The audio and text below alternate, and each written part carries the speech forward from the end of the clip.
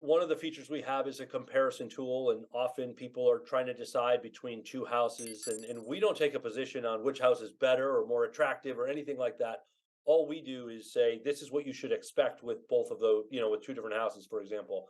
And so what may happen is maybe somebody is looking at one house and it's at the top of their price range. So what we can do is we can show, well, okay, well, that's just considering what your mortgage is going to be. But with our comparison tool, what we can show is, well, what are the all-in costs for both of these houses, and then how do they compare to each other? And so perhaps the house that's a little bit more expensive, we might actually show that at least in the short term, that house might be less expensive because it doesn't have as many things that need to be replaced right away.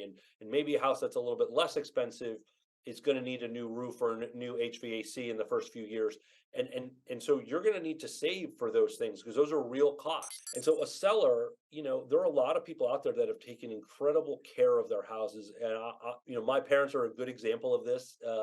You know, they've been in their house for 35 years, and it needs some updating uh, because they've got comfortable and for them and whatnot. But what it has is they were meticulous about keeping up with the roof and the HVAC, and you know literally I think 2 years before they sold the house they put a brand new roof on.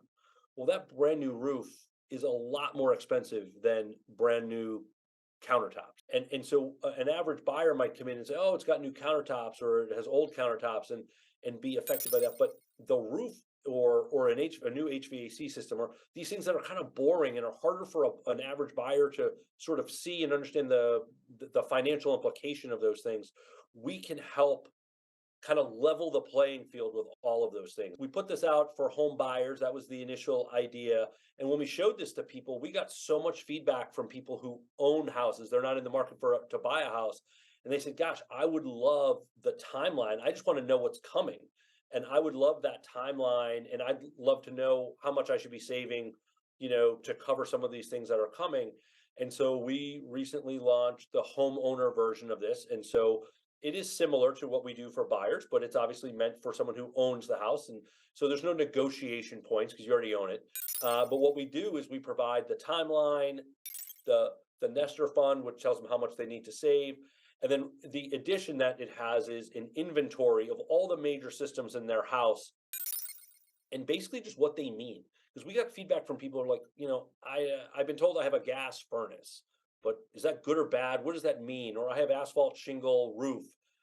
Should I have an asphalt shingle roof, or should when I go to replace it, is that a good thing to have? And so we just give them, we call it the inventory of all the major systems in the house, when they'll need to get replaced, and just sort of what they are, and the overall high level pros and cons for each of those.